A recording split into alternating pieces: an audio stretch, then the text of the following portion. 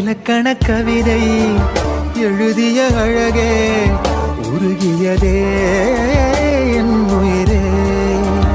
உனதிரு விழிகள் இமைத்திடும் பொழுதில் பகலிரவு உரைகிறதே.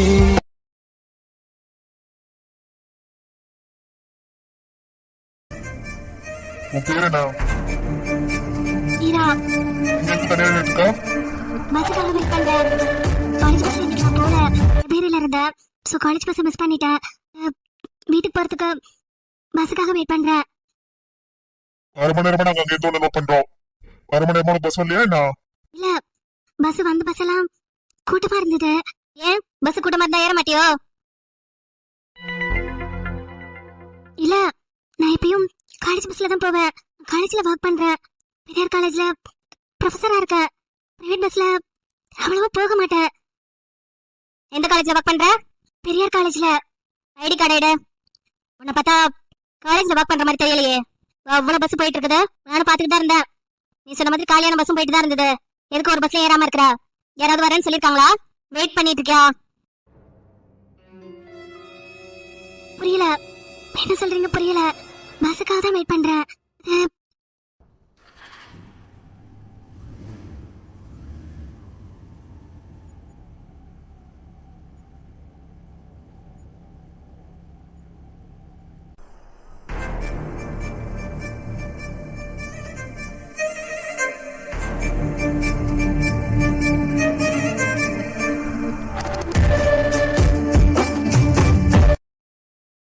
ஐயோ சார், சார் என்னோட ஹேண்ட்பேக்.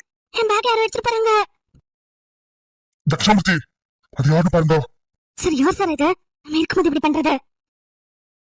சார் என்னோட ஹேண்ட்பேக். ஹேண்ட்பேக்ல தான் எல்லாமே இருக்கு. ஐடி கார்டு, பாஸ் எல்லாமே. சார் பேக் எங்கேயும் போகாத. ராத்திரி போலீஸ் ஸ்டேஷன் வந்து வாங்கிக்கோ. சார் நான் இவள ஒரு வாட்டி செக் பண்ணலாம்னு நினைக்கிறேன். பண்ணிடுங்க. அதனால தானே உங்களுக்கு வர சொன்னது. சரியா செக் பண்ணுங்க. எஸ்பி பேக் வாங்கிட்டு வந்துருவாரு. ஸ்டேஷன் வந்தானே அங்க அவளை பாத்துக்கிறேனா.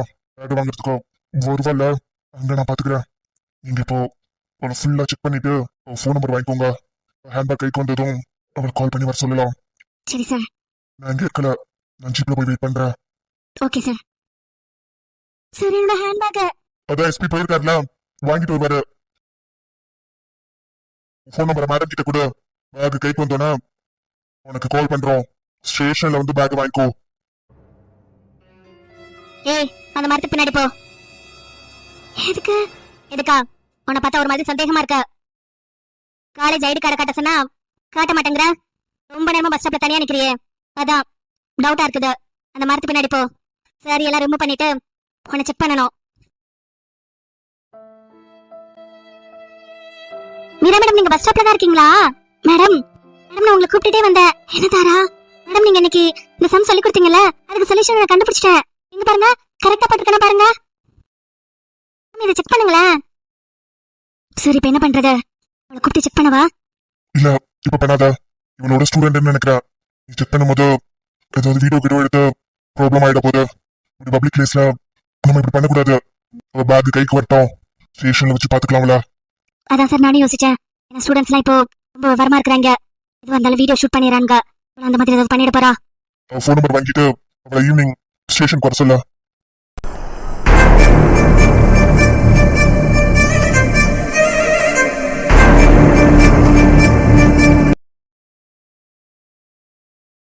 செக் பண்ணுங்க, பேக்ல எல்லாம் கரெக்டா இருக்கான்னு செக் பண்ணுங்க. உங்களுக்கு உங்களுக்கு இந்த பேக் அடிச்சது. பேக் அடிச்சதே நாங்க தானே. உங்களுக்கு என்னோட பேக் எடுத்து பண்ணுங்க. என் போன்ல சார்ஜ் காலி ஆயிடுச்சுங்க. பேக்ல சார்ஜர் வச்சிருந்தீங்கல்ல, நேரம் போலீஸ்ட ரொம்ப நேரமா பேசிட்டு இருந்தீங்க. எங்களை போலீஸ் பார்த்தா விருந்து கூப்பிட்டோம். ஏற்கனவே நாங்க நிறைய சாப்பிட்டோமா, வயிறு வேற ஃபுல்லா இருந்தது. வண்டியை நிப்பாட்டி சார்ஜர் எடுத்தா ரொம்ப நேரம் ஆகுமே. அதை அவங்க பேக்கோட எடுத்துட்டு போயிட்டு என் போனுக்கு சார்ஜர் போட்டுட்டு கொண்டாந்து கொடுத்துட்டேன். எல்லாம் கரெக்டா இருக்குல்ல பாருங்க. இல்லன்னா சொல்லுங்க, இன்னொரு வாட்டி பேக் எடுத்து போயிட்டு அங்க வச்சு செக் பண்ணிட்டு எடுத்துட்டு வரேன். கொஞ்ச நாளா என்ன சுத்தி என்ன நடக்குதுன்னே புரியல. நிறைய நெகட்டிவாவே நடந்துட்டு இருக்கு. யார் அவங்க? எதுக்கு அப்பப்ப வந்து என்ன டார்கெட் பண்றாங்க? எனக்கு எதுவுமே புரியல. இப்ப கொஞ்ச நாளாதான். புரியாததை ஏன் புரிஞ்சுக்கணும் ட்ரை பண்றீங்க? புரியாதது புதிராவே இருக்கட்டும். நீங்க தான் சொல்றீங்கல்ல, நெகட்டிவ் தான் உங்களை சுத்துதுன்னு. அந்த நெகட்டிவ் பாசிட்டிவ் நீங்க ஏன் சுத்துறீங்க? பாருங்க உங்க ஃபேஸ் எவ்வளவு டல்லா இருக்குதுன்னு. கல்யாணம் வேற நெருங்கிட்டு இருக்கு. அப்புறம் எப்படியே டல்லா இருந்தீங்கன்னா அப்புறம் நீங்க பார்லர் போனா கூட உங்க ஃபேஸ் இன்னும் டல்லா தான் தெரியும். கல்யாணம் பண்ணி இப்படியா நின்னுட்டு இருப்பீங்க? உங்ககிட்ட இப்படி பேக் வந்தது, என்ன சுத்தி என்ன நடக்குது? உங்களுக்கு தெளிவா சொல்லணும்னா ம், ம், உங்களை சுத்தி நானும் என் அண்ணனும் இருக்கோம். நாங்க 2 பேரும் தான் உங்களை சுத்தி நடந்துகிட்டு இருக்கோம்.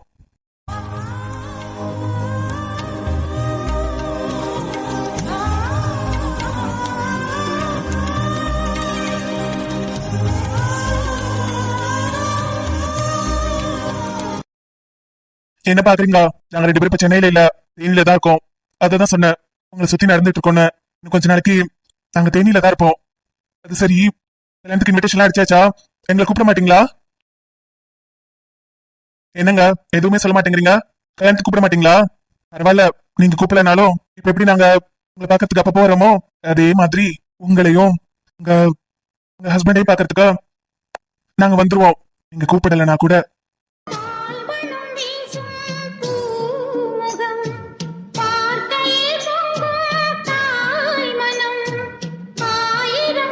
என்னங்க பஸ்ஸுக்காக வெயிட் பண்றீங்களா? இல்ல உங்க வீடு எங்க இருக்குதுன்னு சொல்றீங்களா? நானே உங்களை ட்ராப் பண்றேன். இல்ல, நான் ஆட்டோல போறேன். சரி பாத்துக்கோங்க, போயிட்டு எனக்கு மெசேஜ் பண்ணுங்க. அப்புறம் உங்க கல்யாணத்துக்கு நானும் சவுண்டா எல்லா வேலையும் செய்வோம். முதல் நாள் நைட்டே நாங்க உங்க கல்யாணத்துக்கு வந்துருவோம். சரியா? ஆட்டோ ஆட்டோ கண்ணமா இப்படி வருமா? ஆட்டோ எடுத்து பாருங்க, ஏறுங்க.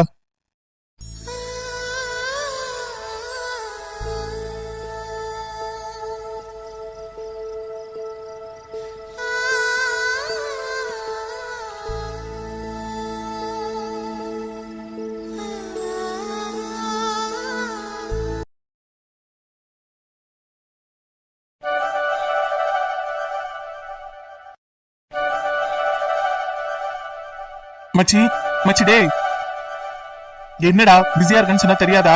என்ன மச்சம் பண்ற? முடி வெட்டிட்டு இருக்கியா நான்? மொட்டை அடிச்சிட்டு இருக்கேன்டா. வேண்டுதல், உனக்கு கல்யாணம் ஆக போதுல, அதனால மொட்டை அடிக்கிறதா வேண்டுதல். எனக்காக மச்சி, எனக்காக மொட்டை அடிக்கிற மச்சி? அப்போ இனிமே அடிக்கடி மொட்டை அடிக்கிற மாதிரி தான் இருக்கும். எதுக்கு? 2வது கல்யாணம் 3வது கல்யாணம் பண்ண போறியா? அதுல மச்சான், கல்யாணத்துக்கு அப்புறம் தானே வாழ்க்கையே இருக்குதுங்கிறாங்க. என் வாழ்க்கை நல்லா இருக்கணும்னா நீ மொட்டை அடிச்சுக்கிட்டே தானே இருக்கணும். ஏய், நீ மொக்கப்பட்டதெல்லாம் போதும், எதுக்கு கால் பண்ண சொல்லு. அது இல்ல மச்சான், எனக்கு ஒரு டவுட், அதான் கேட்கலான்னு பண்ண. உனக்கே வா மச்சி. மச்சி வாழ்க்கைனா என்ன மச்சி? Good question. இப்பதான் நீ கரெக்டா கேள்வி கேட்டிருக்க. இப்பதான் நீ வளர்ந்த பையன் மாதிரி கொஸ்டின் கேட்டுக்கிற. வாழ்க்கைனா என்ன மச்சான் நான் கேக்குற? வாழ்க்கைங்கிற வார்த்தைய திருப்பி போடு.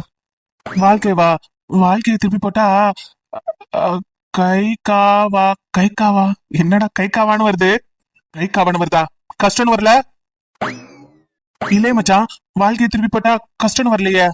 இப்ப நேரா போடு, சந்தோஷம் வருதான்னு பாப்போம். என்னடா வந்துதா? வரல மச்சான். இப்ப திருப்பியே போடு. இப்ப என்ன வருது? கஷ்டம்னு வருது மச்சான். வருதா? அது அப்படியே வச்சுக்கோ. கேள்விக்கு பதில் கிடைச்சிட்டா? கிடைச்சிட்டு.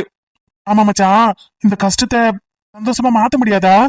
அப்ப ஏதோ பிரச்சனையில இருக்கிற நீ. பிரச்சனை என்னன்னு சொல்லு, அதை சந்தோஷமா மாத்தலாமா இல்ல சாப்பாட்டுக்கு அப்புறம் பாக்கலாமான்னு சொல்றேன். மச்சான், அர்ஜென்டா ரொம்ப பணம் தேவைப்படுதுடா. உனக்கா? உனக்கா பணம் தேவைப்படுது? ஏன்டா சுவிஸ் பேங்கே உன் கையெழுத்துக்காக தான் காத்துட்டு இருக்குது. உன் சைனை போட்டா லாக்கரை ஓபன் பண்ணி கொடுக்க போறாங்க. இதுல என்னடா உனக்கு கஷ்டம்? பண கஷ்டம். இது அந்த பணம் இல்ல மச்சான், பேங்க்ல இருந்து வர பணம் இல்ல. என்ன, பணம் அடிக்கிற ஃபேக்டரியில இருந்து வர பணமா? அதுவும் இல்ல மச்சான், இது சம்பளம். சம்பள பணம் வேணும். சம்பளமா? ஆமா மச்சான், எங்க கல்யாணத்துக்கு தாலி சம்பாதிச்சு அந்த சம்பள பணத்துலதான் வாங்கி அவளுக்கு கட்டணும்னு சொல்றாடா. நான் எங்க மச்சான் போவேன் சம்பளத்துக்கு? நான் எங்க போவேன்? எனக்கு என்ன வேலை தெரியும் மச்சான்? ஓ, அப்படி போகுத கதை. உழைப்பாளிய உழைச்சு வாங்கணுமாமா? வாங்கினதா மேடம் அவங்க கழுத்தை கட்டிக்குவாங்களோ? என்ன மச்சான் பண்றது? எனக்கு என்ன வேலை தெரியும்? நான் எங்க போய் மூட்டை தூக்குறது? மச்சி மச்சி, படத்துல கட்டுற மாதிரி மூட்டையெல்லாம் தூக்குனா இதுக்கு காசு கொடுப்பாங்கல்ல, அதை வச்சு தாலி வாங்கிடலாம் மச்சான். மூட்டை தூக்குனா 30 ரூபா கொடுப்பாங்க. அந்த 30 ரூபாய்க்கு மல்லிகைப்பூ தான் வாங்க முடியும். நீ ஒண்ணு பண்ணு, அவகிட்ட சொல்லிடு, தாலி வாங்கிறதுக்கு காசெல்லாம் இல்ல, மூட்டை தூக்குனா தாலியெல்லாம் வாங்க முடியாதா, மல்லிப்பூ மட்டும்தான் வாங்க முடியுமா, கல்யாணத்தை அப்புறம் பண்ணிக்கலாம், 30 ரூபாய்க்கு மல்லிப்பூ வாங்கியிருக்க, ஃபர்ஸ்ட் நைட் போய் முடிச்சுக்கலான்னு சொல்லு, சம்பாதிச்சு தாலி வாங்கும் போது கல்யாணத்தை பாத்துக்கலாம்னு சொல்லு. என்னென்ன இல்ல கல்யாணமே வச்சுக்கலாம், கல்யாணத்துக்கு அப்புறமே ஃபர்ஸ்ட் நைட் வச்சுக்கலாம், அப்புறமா உழைச்சி தாலி வாங்கிக்கலாம், என்ன கட்டுறீங்களோ கட்டுங்கன்னு அவளே சொல்லிடுவா. மச்சான் மச்சான் நான் சீரியஸா இருக்கிறேன்டா. எனக்கு இப்போ சம்பாதிக்கணும். ஏதாவது பண்ணு மச்சான். என்ன பண்ணா சொல்லு.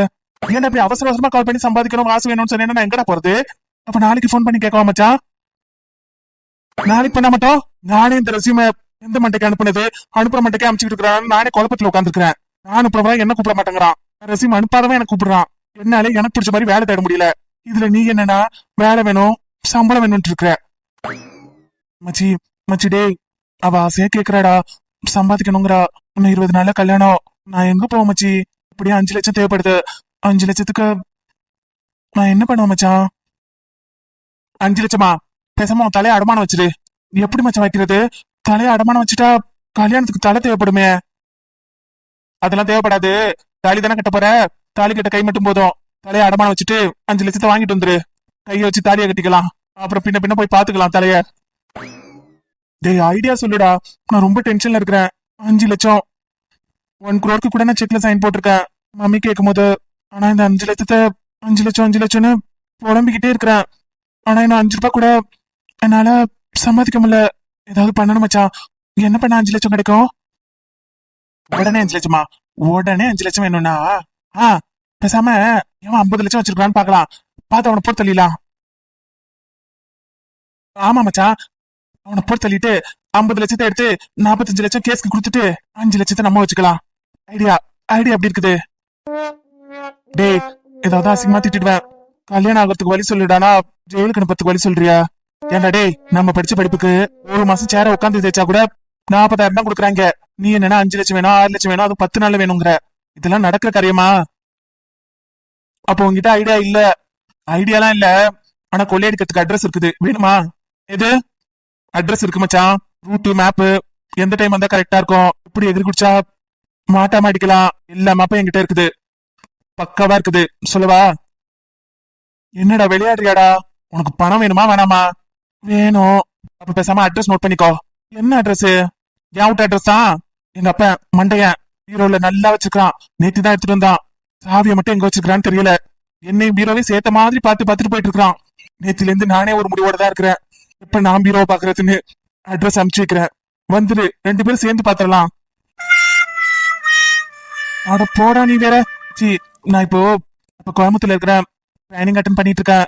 என்ன நினைக்கிறேன், 3 மணி நேரம் தானே எனக்கு கோச்சிங் இருக்கும். கோச்சிங் முடிச்சு நான் சும்மா தானே இருப்பேன்.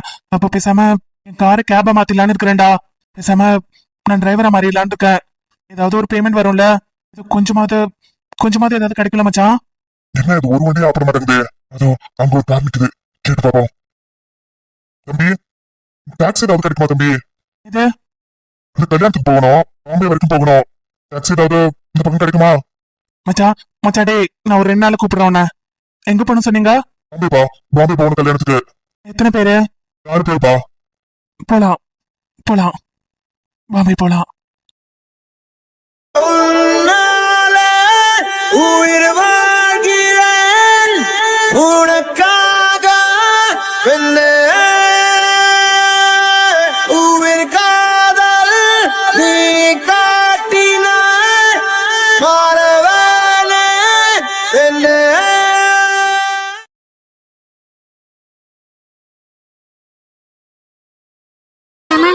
என்ன மாமா பீச்சுக்கு அழைச்சிட்டு இருக்கீங்க? ரொம்ப நாளாச்சுல பீச் கொண்டு ஃப்ரெண்ட்ஸா இருக்கும்போது வந்தோம். உன்னை எங்கேயுமே வெளியில அழைச்சிட்டு போல, அதான் அழைச்சிட்டு வந்தேன். இப்ப பார்த்தாலும் வீட்டுலயே தானே இருக்கிற.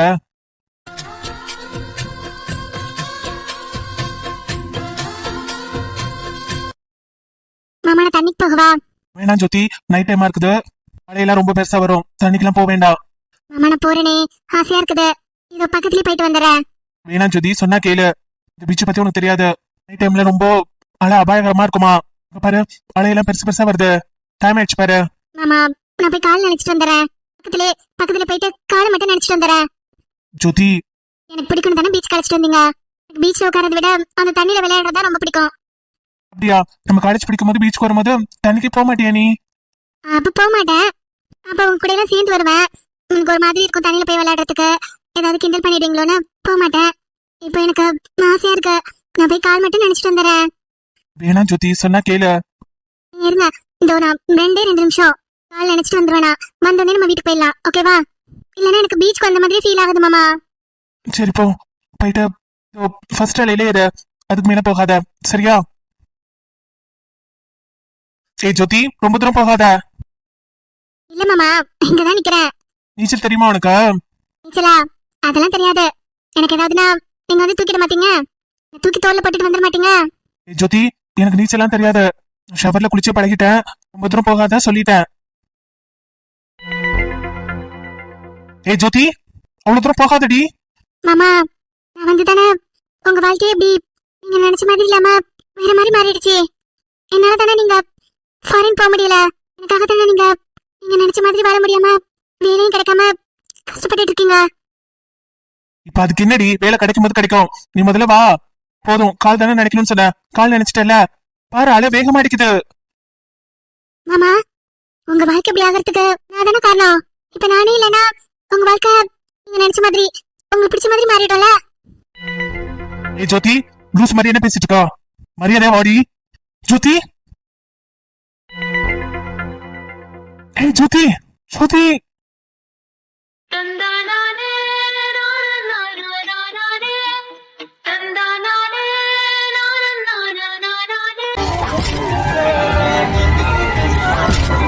என்னடி நினைச்சிருக்கா? என்ன நினைச்சிருக்கா? எதுக்கு இப்படி விளையாண்டா? எவ்வளவு பத்திரி போயிட்டேன் தெரியுமாண்ணா? எவ்வளவு கத்துன? திருமணம் ஆயிடுச்சு உனக்கு? வாய் திறந்து பதில் சொல்லிடுச்சு. எதுக்கு இப்படி பண்ண? மாமா, சும்மா விளையாட்டுக்கு தான். என் மேல நீங்க எவ்வளவு அன்பு வச்சிருக்கீங்கன்னு எனக்கு பார்க்க போல இருந்தது. நான் இல்லைன்னா நீங்க என்ன பண்றீங்கன்னு பார்க்கணும் தான்.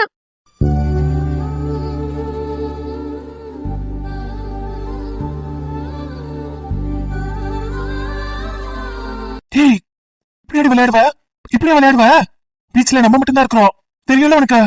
ரோட்ல இருந்து எவ்வளவு தூரத்துல நம்ம இருக்கிறோம் தெரியுமா? கத்துனா கீக்காக கூட வராது, அவ்வளவு தூரத்துல நம்ம இருக்கிறோம். நீ என்னன்னா எதுக்கு இப்படி பண்ண? ஏன் உனக்கு தெரியாதா?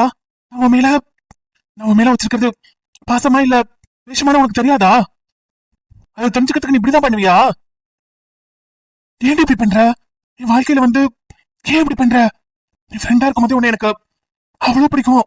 என்னதான் நான் பெஸ்டா நினைச்சேன், பெஸ்டியா எனக்கு எல்லாமே நீதான் நினைச்சேன். ஆனா நீ பண்ண ஒரு தப்புனால உன்னை நான் முடியலடி. ஏன் இப்படி பண்ற? என்னை போட்டு ஏன் இப்படி பாடா படுத்துற? உன்னை எனக்கு பிடிக்கலன்னு நினைச்சிட்டு இருக்கியா? இல்ல பிடிக்காம தான் கூட நான்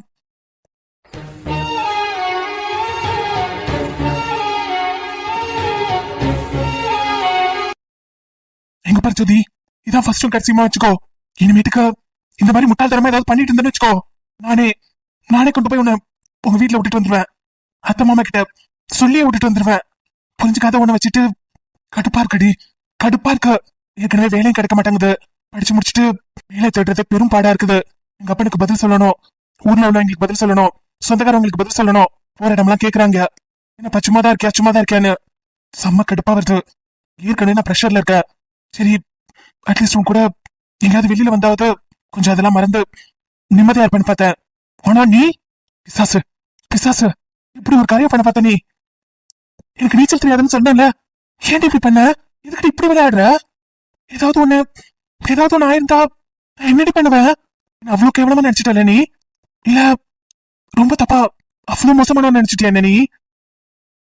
மாமா, நான் சும்மா தான் உங்ககிட்ட விளையாண்டேன். எனக்கு நல்லாவே நீச்சல் தெரியும். எங்க ஊர் கம்மால நான் தான் நல்லா நீச்சல் அடிப்பேன். சும்மா தான் விளையாண்டேன். நீங்க எப்படி கத்துறீங்கன்னு பார்க்கணும்னு தான் அப்படி பண்ண. என்ன மன்னிச்சுங்க மாமா.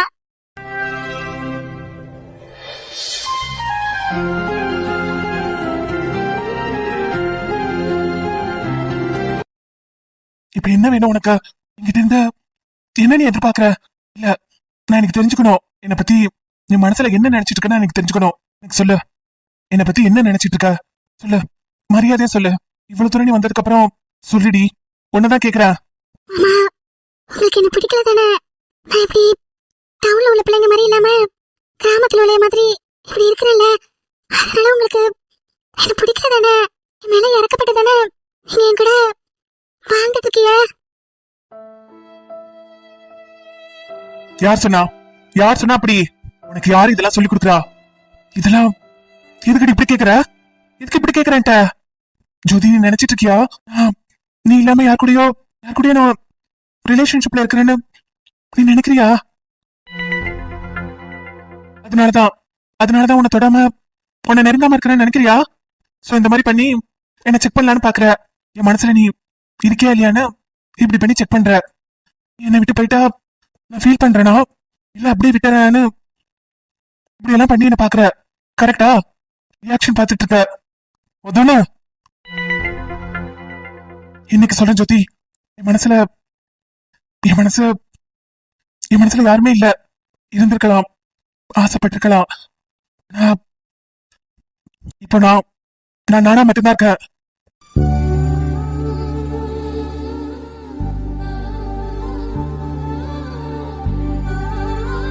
நான் உன்னை நெருங்காததுனாலயோ இல்ல நீ நினைச்ச மாதிரி நான் உன்கிட்ட நடந்துக்காதனாலயோ என்ன நீ ரொம்ப நீ நினைக்கிற எல்லாமே தப்பு. நான் எந்த மாதிரியும் இல்ல. நானா மட்டும்தான் இருக்கேன். என்ன நீ பண்ணதுனால உன் மேல கோமா இருந்த முன்னாடி. இப்போ எந்த கோவமும் இல்ல. உன்னை எனக்கு பிடிக்கும். ஒரு ஃப்ரெண்டா எவ்வளவு பிடிச்சதோ அதை விட இப்போ எனக்கு அதிகமா தான் பிடிக்குது. பிடிச்சிருக்க.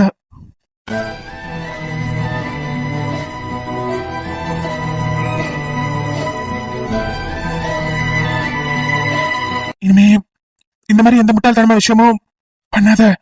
எனக்கு ஒண்ணு பிடிக்கும், நிறையவே பிடிக்கும். எனக்கு பிடிச்ச மாதிரி நீ நடந்துக்கோ. அட நீயும் நானும் ஒண்ணு சேர நெஞ்சுக்கிட்ட சாமி கிட்ட நம்ம கனவை சேர்த்து செலவு புருஷன் கேட்டே ஆனதுக்கு அப்புறம் யாரும் ஒருத்தவங்க புரிஞ்சுப்பாங்க. உனக்கு புரிஞ்சுக்கிட்டு உனக்கு பிடிச்ச பர்சனா இருக்கணும்னு ஆசைப்படுற. இதுல ஏதாவது தப்பு இருக்குதா? கல்யாணமோ இல்ல எதுவுமே எனக்கு பிடிச்ச மாதிரி இல்ல. அட்லீஸ்ட் இந்த விஷயமாவது நான் நினைச்ச மாதிரி நடக்கணும்னு நினைக்கிறேன். ஆனா நீ இப்படி ஒரு காரியத்தை பண்ணுவேன்னு புரிஞ்சுக்கோ ஜோதி. இதுதான் நான் சொல்ல வர்றேன். ஜாதகம் மட்டுமே பொறுத்தோன்னு நினைச்சு கல்யாணம் பண்ணி வச்சிடறாங்க. ஜாதகம் மட்டுமே போதுன்னா எதுக்கு கோர்ட்ல அவ்வளவு பேர் நிக்கிறாங்க? ரேஷன் கடை விட அதிகமான கியூ அங்கதான் இருக்குது. அவங்க எல்லாம் ஜாதகம் பார்த்து கல்யாணம் பண்ணவங்க தானே. இப்ப பாரு, என்னையே நீ புரிஞ்சுக்கல. எனக்கு என்ன புரிய வைக்கவும் தெரியல.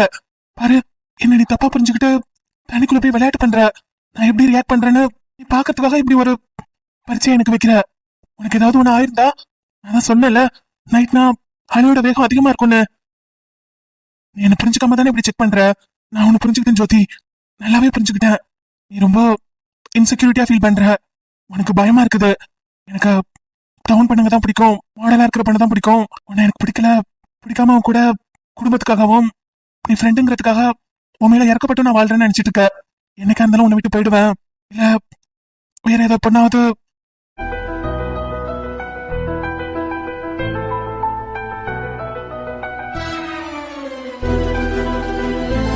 நான் உன்னை ஏமாத்திடணும்னு பயப்படுற. எங்க உன்னை இப்படியே விட்டுருவணும்னு நீ பயப்படுற. அந்த சந்தேகத்துலதான் நீ இந்த மாதிரிலாம் ட்ரை பண்ணிட்டு இருக்க. கரெக்டா? நான் உன்னை எவ்வளவு புரிஞ்சு வச்சிருக்கேன்னு பாரு. ஆனா நீ என்ன புரிஞ்சுக்கவே இல்ல. நீ என்ன தப்பாவே புரிஞ்சிட்டு இருக்கல. நான் என்ன எப்படி புரிய வைக்கிறதுன்னு தெரியல. குளிர்தா உனக்கு? தண்ணிக்குள்ள போயிட்டு வந்தியே, குளிர்தா? உன்னதான் கேக்குற, குளிர்தா உனக்கு? என் சட்டையை போட்டுக்கோ. என் சட்டையை போட்டுக்கோ. உன்னால குளிர் தாங்க முடியாது. நீ பாக்குறதுக்கு தான் குண்டா இருக்க. நான் உனக்கு ஸ்ட்ரென்த் அவ்வளவா இல்ல. அதனால குளிர்லாம் தாங்க முடியாது. என் சட்டையை போட்டுக்கோ. பைக்ல போகும்போது ரொம்ப காத்தடிக்கும். மறுபடியும் நான் சொல்றது நீ எதையுமே கேட்க மாட்டல. பைக்ல போகும்போது ரொம்ப காத்தடிக்கும். சட்டைய போடாம போட்டுக்கோ. என்ன புரிஞ்சுக்கோடி. நான் கிட்டவும் இல்ல. நீ நினைக்கிற மாதிரி நான் மோசமானவனும் இல்ல. இப்ப குளிர்தா? ஆம்பளை எனக்கு குளிராது. உன்னை விட எனக்கு ஸ்ட்ரென்த் ரொம்ப அதிகம். நான் பாத்துக்கிறேன். இனிமே இப்படி எல்லாம் பண்ணக்கூடாது. சரியா?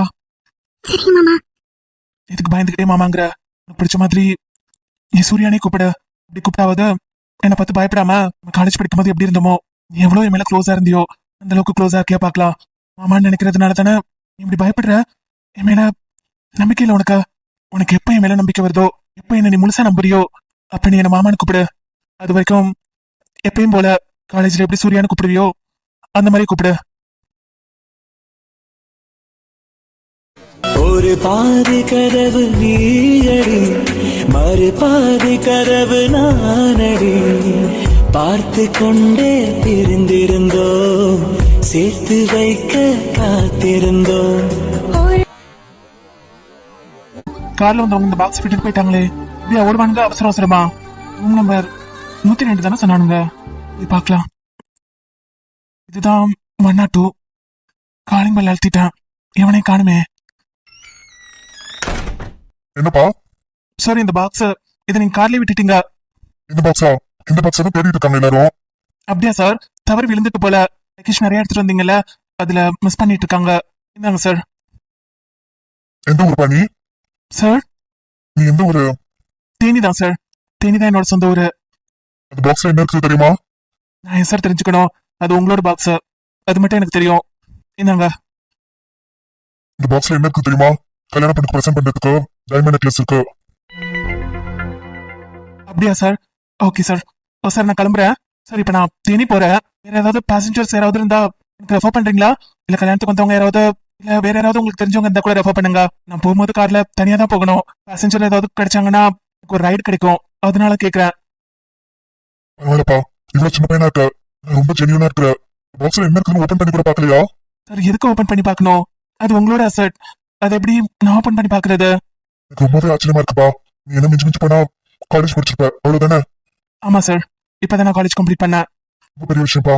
இந்த காலத்து பசங்க எல்லாம் என்னென்ன பண்றாங்க, பணத்துக்காக எதை வேணா பண்ணலான்னு ரொம்ப தைரியமா இருக்காங்க. ஆனா நீ கையில கிடைச்சத என்னன்னு கூட ஓபன் பண்ணி பார்க்காம கொண்டாந்து கொடுக்குற. சார் எங்க போறீங்க? ஒரு நிமிஷம் இருப்பா, இங்க இரு. இல்லப்பா, இதுல 75,000 இருக்குது, இதை வச்சுக்கோ. எதுக்கு சார்?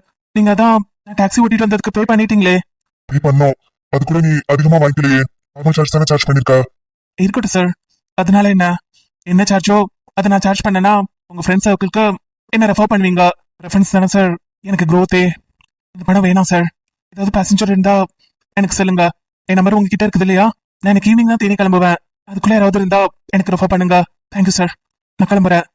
தம்பி தம்பி கொஞ்சம் நில்லுப்பா, கொஞ்சம் வாங்கிக்கோ. இது உன்னோட நேர்மைக்கு நான் கொடுக்குற பரிசு.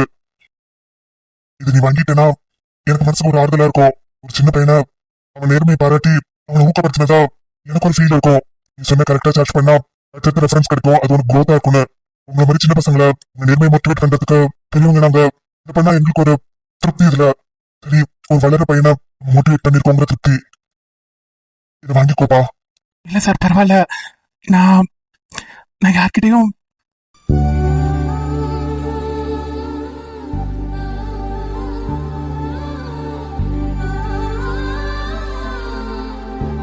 இதை வாங்கிக்கோ தம்பி. ஒரு மாதிரி இருக்குல்ல?